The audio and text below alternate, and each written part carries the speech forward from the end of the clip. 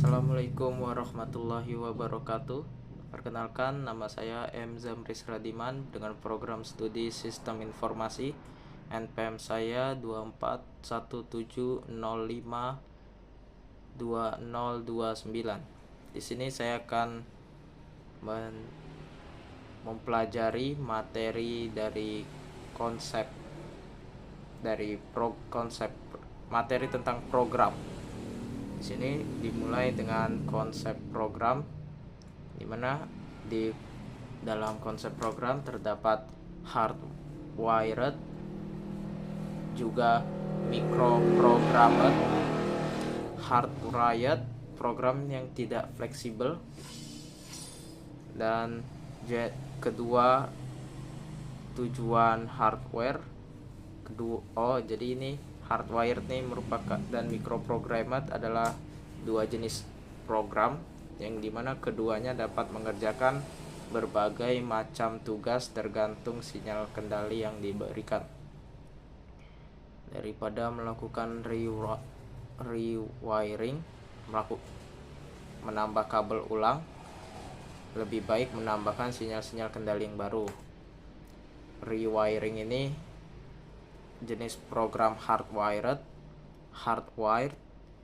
dan sedangkan yang sinyal-sinyal kendali yang baru ini microprogrammed. Kemudian sini saya ada mencarinya di beberapa sumber lain seperti di Google. Konsep program dalam pengertian luas merujuk pada sekumpulan instruksi yang diberikan kepada komputer hingga rencana kegiatan yang terstruktur untuk mencapai tujuan. Dan dalam konteks program, unsur-unsur dasar dalam program ada input, output, dan juga proses. Input, proses, dan output. Lanjut ke program. Program adalah suatu deretan langkah-langkah. Pada setiap langkah dikerjakan oleh suatu aritmatika atau logika. Pada setiap operasi diperlukan sejumlah sinyal kendali tertentu. Kemudian ada fungsi control unit. Jadi setiap operasi disediakan kode yang unik seperti add, move, dan bagian hardware tersebut menerima kode itu lalu diubahnya menjadi sinyal-sinyal kendali dan jadilah komputer. Komponen yang diperlukan untuk menjalankan program itu ada control unit dan ALU, arithmetic and logic unit, yang membentuk sebuah central processing unit atau CPU, dan data instruksi harus dapat masuk ke sistem dan keluarkan hasilnya dari sistem, yaitu input output, dan data instruksi tersebut harus ada tempat simpannya sementara, dan hasil operasinya yaitu dapat disimpan di sebuah tempat, di tempat main memory atau tempat memori. Sini saya juga ada mencari di Google.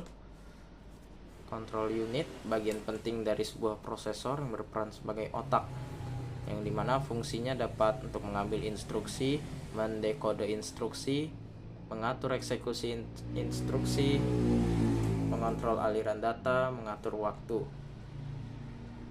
Analogi sederhananya adalah sebuah komponen perangkat yang dimana berguna untuk menghasilkan sebuah hasil dari instruksi yang diberikan.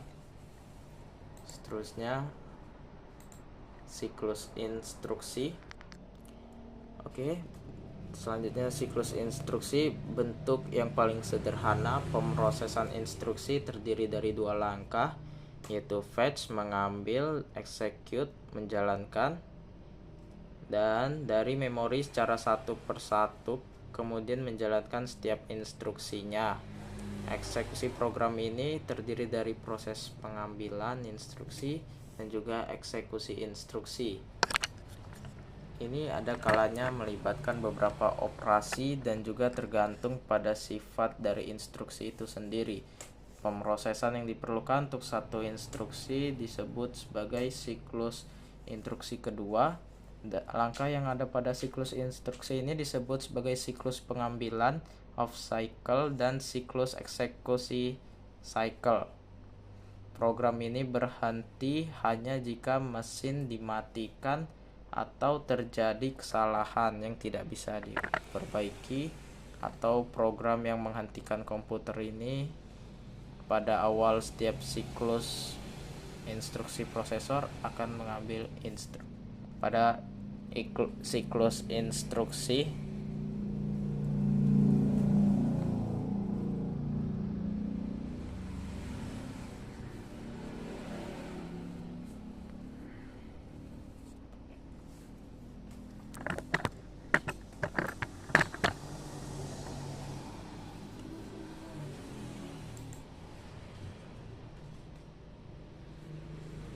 pada awal setiap siklus instruksi, prosesor akan mengambil instruksi dari memori dalam proses biasa register yang disebut dengan program counter.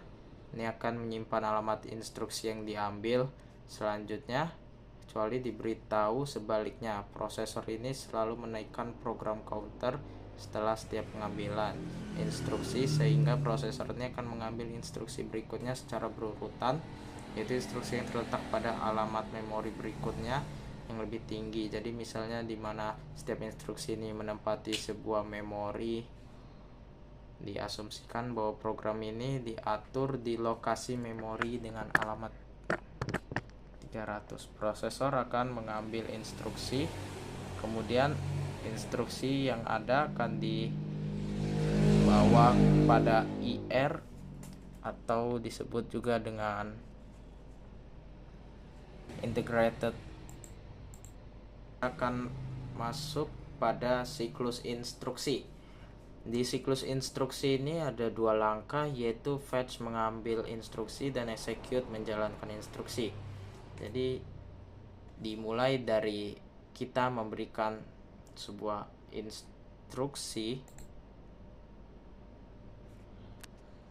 siklus instruksi.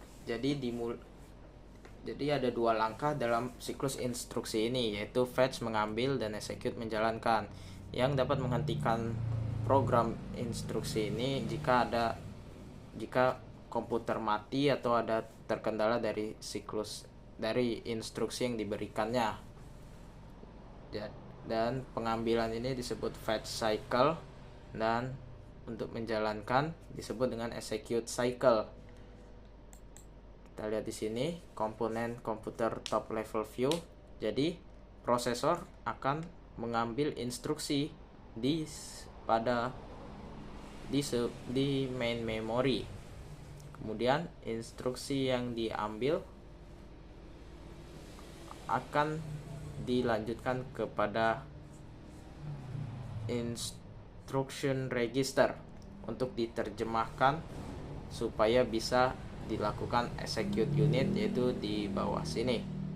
Dan proses dari prosesor mengambil instruksi di main memory ini disebut dengan fetch cycle.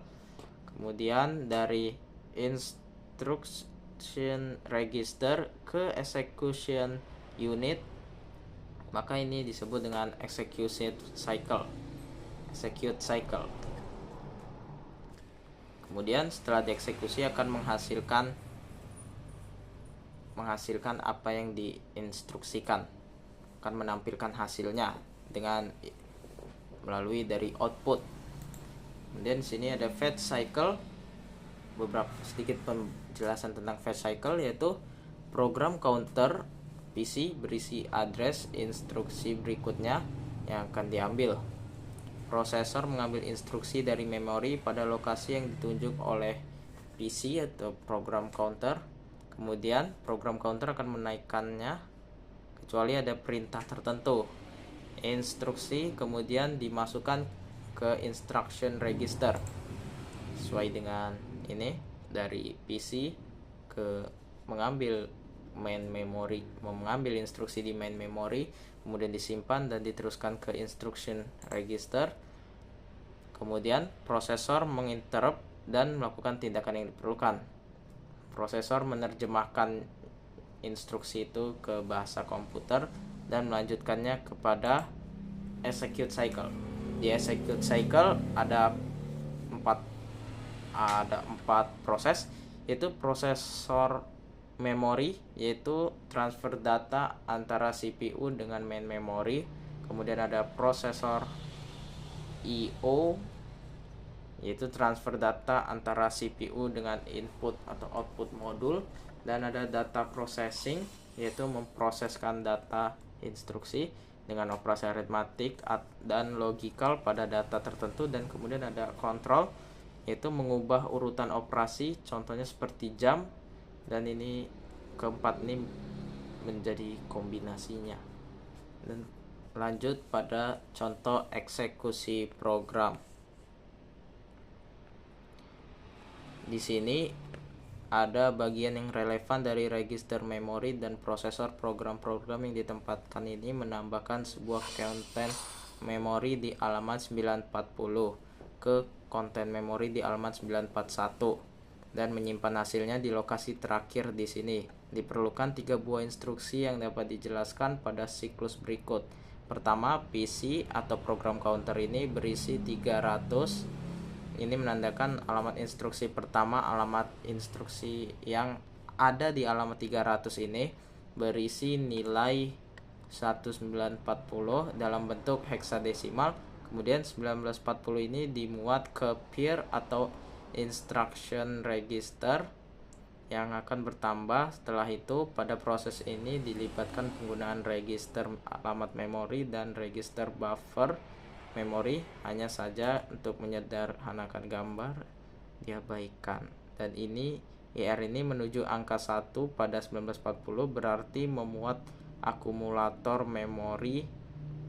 Kemudian 1940 ini adalah alamat dari data yang akan dibuat, sehingga akumulator memuat data dari memori pada alamat 940 yang isinya adalah 003. Program counter menunjukkan di alamat 301 yang berisi perintah 5941. Kemudian disimpan di ER atau instruction register. Komputer menerjemahkan dari 5941 di mana out 5 berarti 101 dalam binernya, yang artinya menambahkan ke akumulator dari memori. Maksudnya nilai yang ada di ini sekarang dijumlahkan dengan yang ada di alamat memori yang ditunjuk, kemudian hasilnya disimpan di akumulator yang di sini nilainya adalah 3. Alamat memori yang ditunjuk adalah 941 yang bernilai 2, sehingga hasil penjumlahannya adalah 5. Disimpan di akumulator, kemudian kembali program counter bertambah menuju 302. Artinya 2941 itu artinya adalah menempatkan akumulator atau isi akumulator ke memori-memori yang ditunjuk adalah 941, sehingga nilai akumulator berisi 005 disetorkan ke memori yang ada di alamat ini. Dan inilah contoh eksekusi program yang dimana dimulai dari siklus pengambilan, lalu lanjut siklus eksekusi, kemudian pada prosesnya itu menambahkan sebuah nilai dari lokasi 941 dan beberapa instruksi yang lebih kompleks menuju ke 2941 ini. Jadi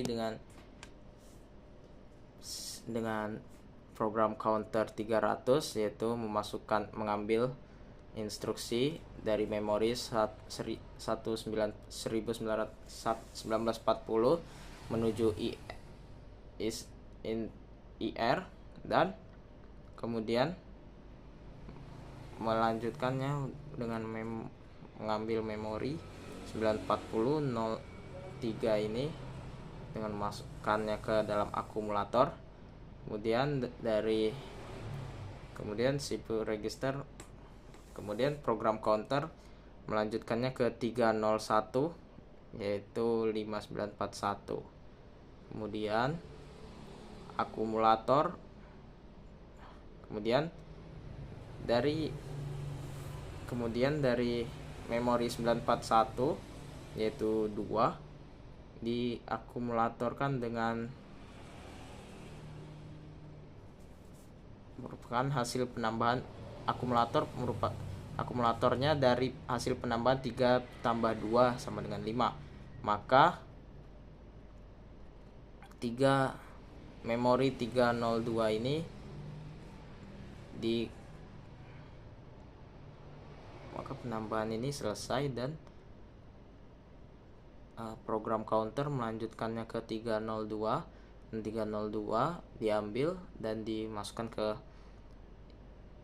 IR atau instruction register, dan dari sini kemudian akumulator dikembalikan lagi ke dalam memori. Ini adalah contoh eksekusi program. Dan di sini ada diagram keadaan siklus instruksi, yaitu dari instruction fetch menuju instruction operation decoding dan operand address kalkulasi, yang dimana ada banyak dua pilihan, yaitu operand fetch, jika ada kesalahan akan kembali operand address kalkulasi, tapi jika lanjut instruksinya sesuai akan lanjut kepada data operasi dan operand address kalkulasi, operand store, kemudian akan kembali pada proses operand address calculation. Dan setelah dari instruksi selesai pengambilan, melanjutkan ke instruksi execute cycle atau instruksi menjalankan. Kemudian ada siklus interupsi. Siklus interupsi yaitu di dalam siklus interupsi ini ada ditambahkannya ke instruction cycle. Prosesor memeriksa adanya interupsi, diberitahukan lewat sinyal.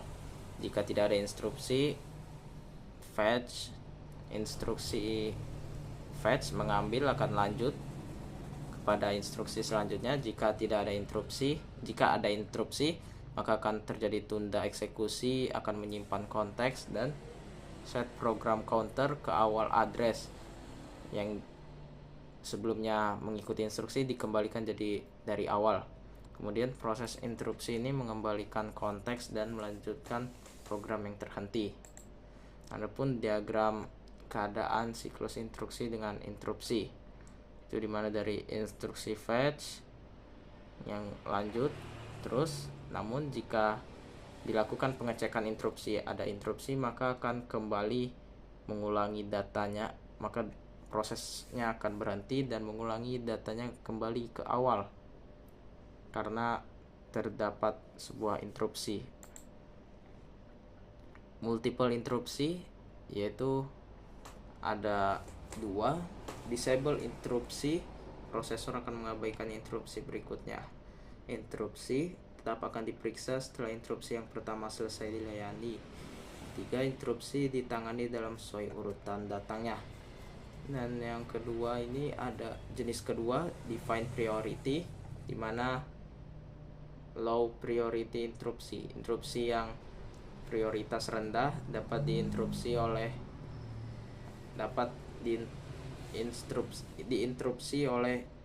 yang lebih prioritas tinggi. Jadi setelah prioritas tinggi selesai baru akan menyelesaikan interupsi yang sebelumnya yang rendah.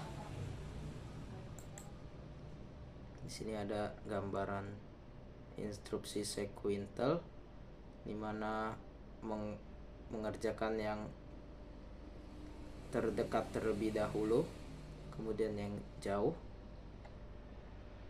dan ada nested yang ini mengerjakan dua interupsi secara bersamaan, dan yang kedua ini nested itu mengerjakan yang prioritasnya terlebih dahulu kemudian melanjutkan yang low, yang prioritas rendahnya.